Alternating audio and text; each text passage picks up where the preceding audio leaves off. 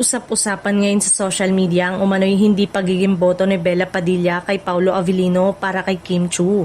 Matapos mapansin ng ilang netizen ng tila pagiging mailap umano ng aktres tuwing natatanong tungkol sa tambalang Kim Pao.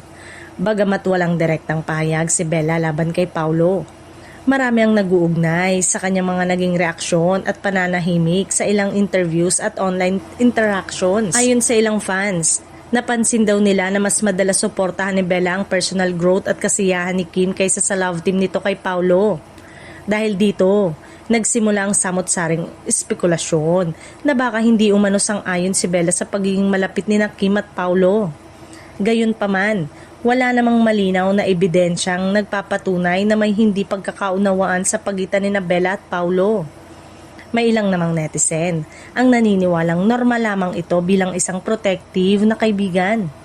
Kilala kasi si Bella at Kim bilang matagal nang magkaibigan sa industriya kaya hindi maiiwasang magiging concern umano si Bella sa kapakanan ng aktres.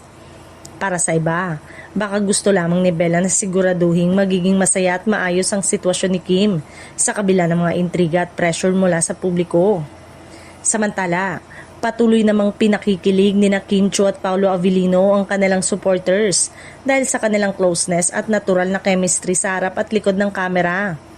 Marami pa rin ang umaasang tuluyan ng umami ng dalawa tungkol sa tunay na estado ng kanilang relasyon, lalo pat kapansin-pansin ang sweetness at pagiging komportable nila sa isa't isa.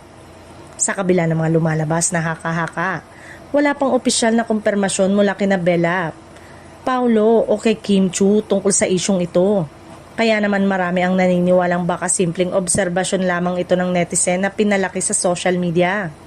Hanggang ngayon ay nananatiling maayos naman umano ang samahan ng tatlong celebrity at wala ring indikasyon ng anumang alitan.